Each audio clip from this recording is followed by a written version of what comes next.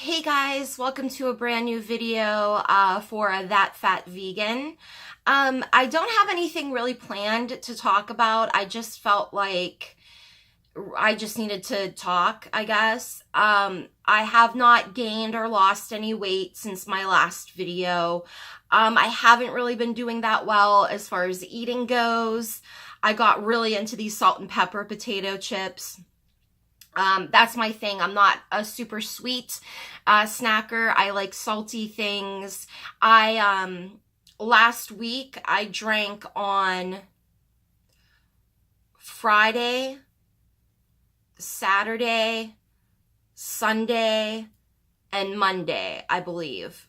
And then I drank the other day when I watched A Star Is Born with my mom. So that was, I think, what day is today? So I think that was Wednesday that we watched it, and I had beers. That's a big thing for me. Like, I like to have a couple beers while I watch a movie. I didn't go overboard. I didn't do like a bunch of shots, or any shots or anything like that. But that is how my brain rationalizes drinking is, well, you're not doing shots, or, well, you're not, you're just having some beers. But I know that deep down, it's likely because I'm still grieving the passing of my grandmother. And it's very weird because when she passed away, I was sober for a very long time. And if I did drink, it was under control and it wasn't getting drunk, But I feel like maybe it took a while for like that grief and everything to sort of sit in, like, to me, to deal with it, because I'd see her every single day, living with her and taking care of her. And I have these dreams about her where I can't get to her, or she's well in the dreams, but then she gets sick and dies. Then there's times when I'll wake up and think that she's still alive, and it's been really bad. I'm doing completely fine as far as like pills go. I was prescribed some for my knee issue, but I turned them down, so I'm not having any issues with that, But with the alcohol, definitely. And it feels like everything just piles on and I can't deal with it like a normal person. And I think that goes back to my childhood, because experiencing, the things that I talked about in my last couple of videos, knowing what alcohol was, then sexual abuse, which I'll get into that at a different date because I can't think, it's just a little too heavy for me today. Knowing, like helping my dad when he was drunk, being sort of the person that was supposed to find his vodka and get rid of it, and, just taking care of myself and being lonely. I think that, when I started to drink and like smoke at a young age, like 12, 13, I pretty much like ruined myself emotionally, like more so than I already was. So I feel like not until I went through therapy the first time did I really learn the tools on how to cope with things. And my grandmother was my best friend.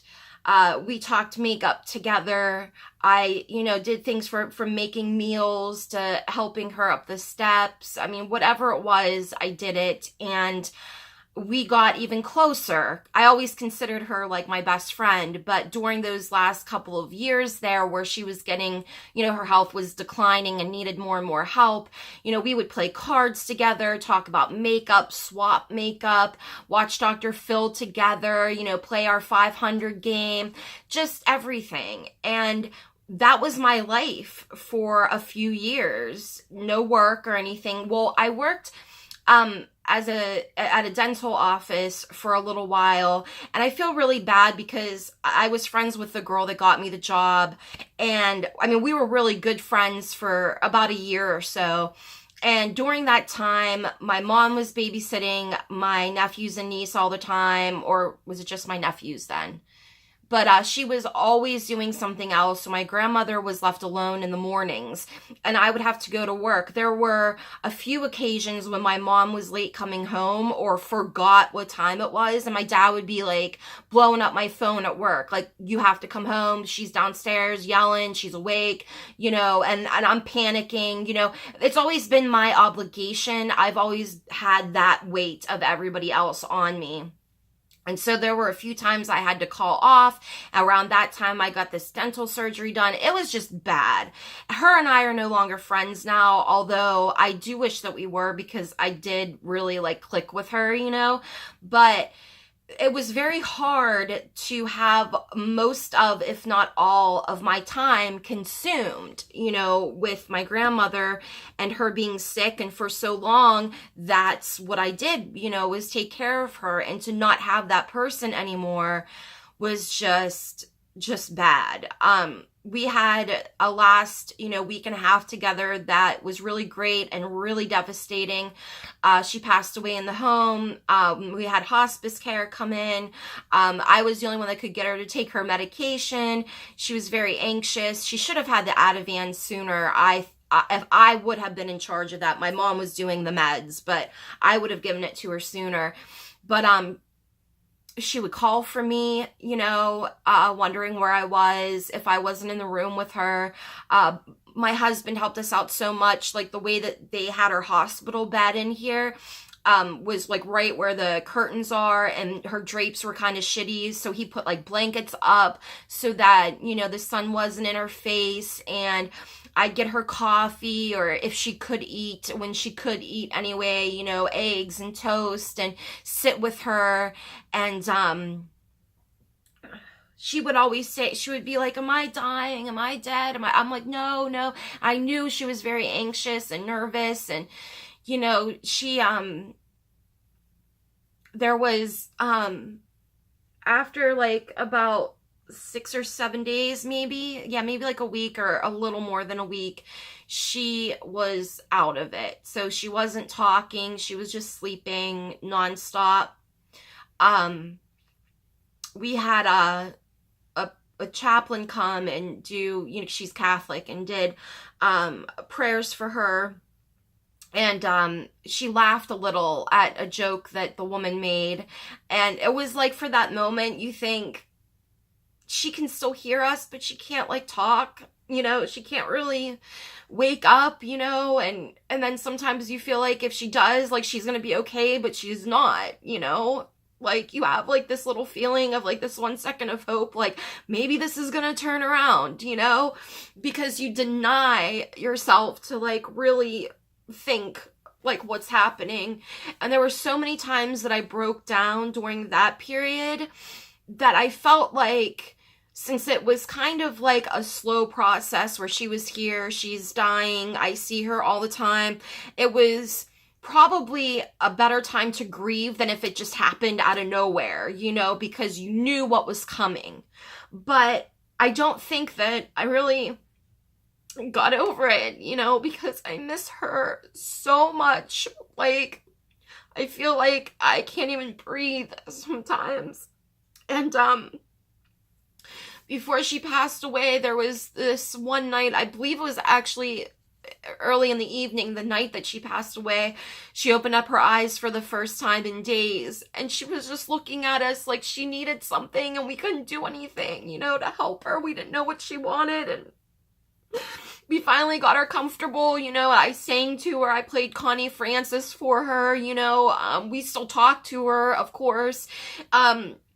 The one thing that kind of upset me, which I'm not trying to be selfish, is that my grandmother lived with us forever. So she was very close to myself, my sister, and my brother. She helped take care of us. And I wanted my brother and my sister to all three of us be around her and talk to her together, because I think she would have really liked that. But my brother didn't want, anytime he went and saw her, he didn't want anybody in the room with her. And that's fine. That's how people, you can't force somebody to grieve a certain way or do something. I just regret that we didn't have that chance. She told me, make sure you take care of those kids. We did have, I guess Bob overheard a few of our pinky promises, but things that have just since then, like, stayed between us. We would watch the Golden Girls. You know, I promised her that I would look after the kids, that I would look after my sister and her husband. They have spina bifida, you know, like, if they ever needed anything. And, she was gone. And, the service was beautiful. Everything was great. Up until a cousin of mine decided that my mom was unfit to handle the estate and tried to act like she wasn't going to get money, because my grandmother had a certain amount of money set aside for everyone. She did not want, at the end there, when the attorney and stuff were there, when she was still coherent, she wanted my mom to keep all of the money, and instead of giving it to the grandkids, because she had a certain amount for each grandchild. Some things were supposed to be split for her great-grandchildren. It was all there, all written down. And a cousin of mine, whom is not hungry for money, so I'm not sure, well, I guess she was a little money hungry. She said that she didn't think my mom was going to give the money out the way that my grandmother wanted her to. That was the first thing. The second thing is she said that nobody from her side of the family rode in the limo. My grandmother's the closest person that has ever passed away to me, like the closest to me. The funeral director was like, okay, we'll have the immediate family in the limousine. Now, maybe she was a little butthurt because we were more than just grandkids to her. We were her family. We were like her own kids. And she was upset that nobody rode in the limousine from her side. But the whole time, during all of this is all afterwards, but during this whole process, she didn't say anything. She didn't say, oh, I want to go in the limo, or, my mom told her that she was going to make little, like, memory boxes for my nephews and my niece that have just little things that my grandma got for them or wrote about and things like that. My cousin was mad about that. How come I'm not getting a memory box? Well, because you're in your 40s, you know, and these are little kids that she was close to, that she saw at least, like, once or twice a week. You know what I mean? At least. All day long. I was so just seething with anger at my cousin. She said it wasn't about the money, but every time she emailed the lawyer and she wanted something or some kind of paperwork, they charged my mom. She kept saying it wasn't about the money, but every time she mentioned something, it was money, money, money.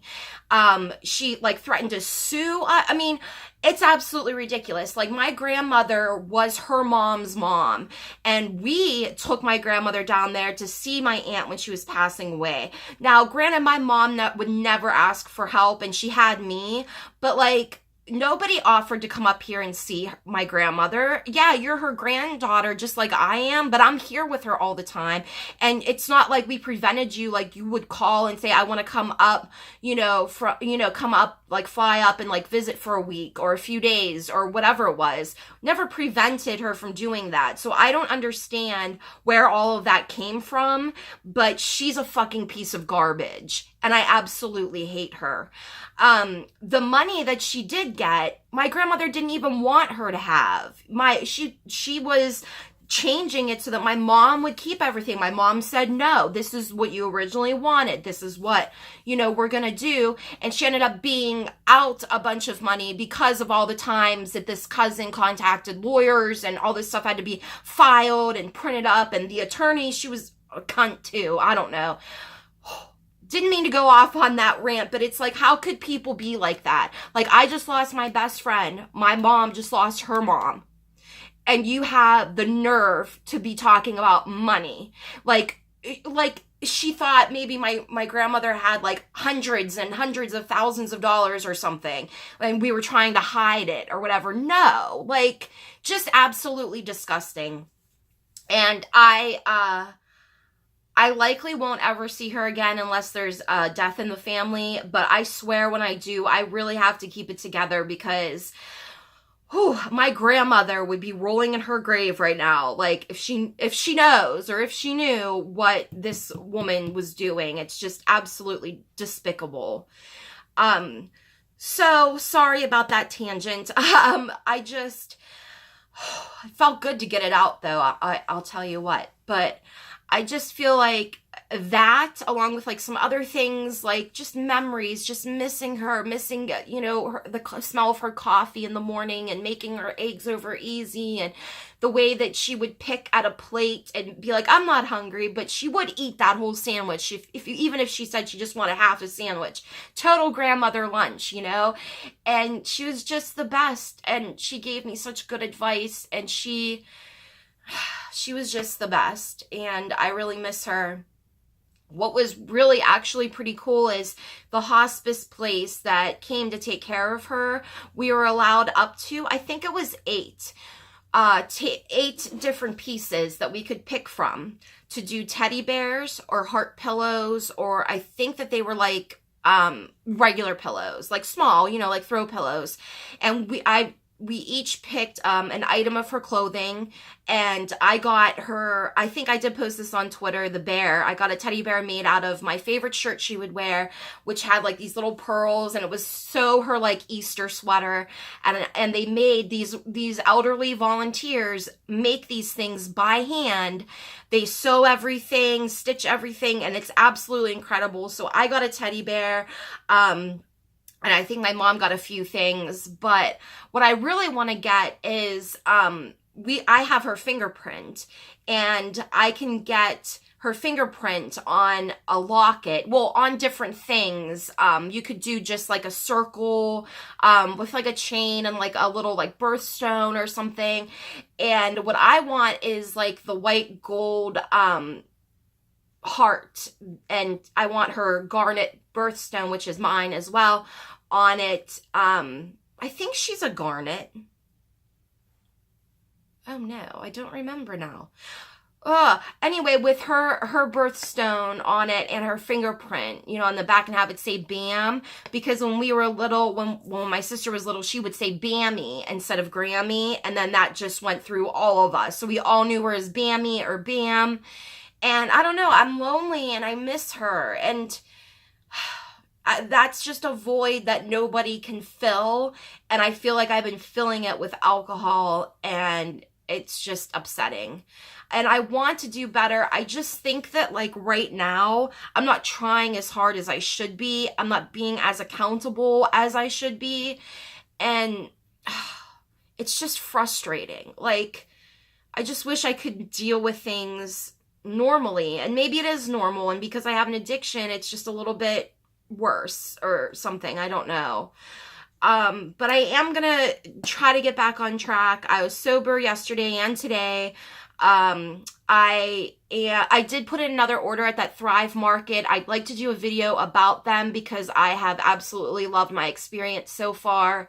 And I'm going to show you guys some of the things that I've been eating in the next video, and we can make this a little less depressing. But thank you if you listen to me ramble. This is therapeutic for me, as hard as it is to talk about stuff, but I don't feel like drinking right now, so that's really helpful. I'm going to make the next videos weight loss and food wise oriented, so I can like get back on track. Between now and then, if something pops up and I need to talk, I'm just going to film because it's helping. So thank you guys. Love and hugs. Bye.